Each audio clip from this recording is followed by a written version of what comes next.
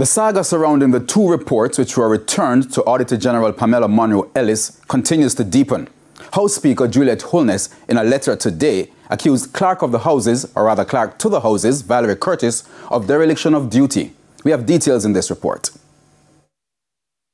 Auditor General Pamela Monroe Ellis on Monday revealed that she sent back the two reports which were returned to her office from Parliament last week. In an interesting twist, the Clerk of the House of Representatives appeared to be facing the heat over the matter. In a letter obtained by our news centre, House Speaker Juliet Holness accused Valerie Curtis of dereliction of duty.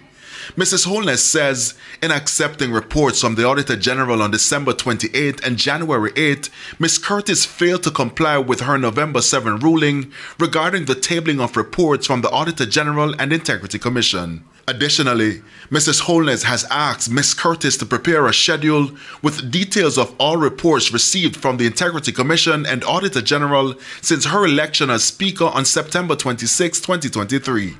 For the parliamentary opposition, the Speaker is relying on a particular provision in the FAA Act, Section 30.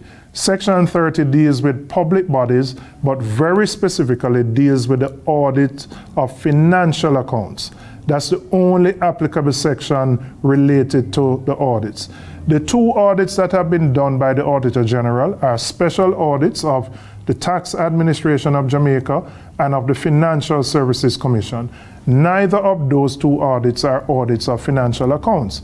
So by sending them back to the Auditor General, she's acting contrary to the law. Opposition spokesman on finance Julian Robinson further states that the matter reignites concerns about the Speaker's failure to disclose the legal opinion received from the Attorney General on how Parliament should treat with reports it receives. If the Speaker is refusing to table reports from the Auditor General based on, in our view, a flawed interpretation of the law, then you are in effect nullifying the role of the Auditor General, because there's no other way for the Auditor General's reports to get into the public domain and into the Parliament unless they are tabled.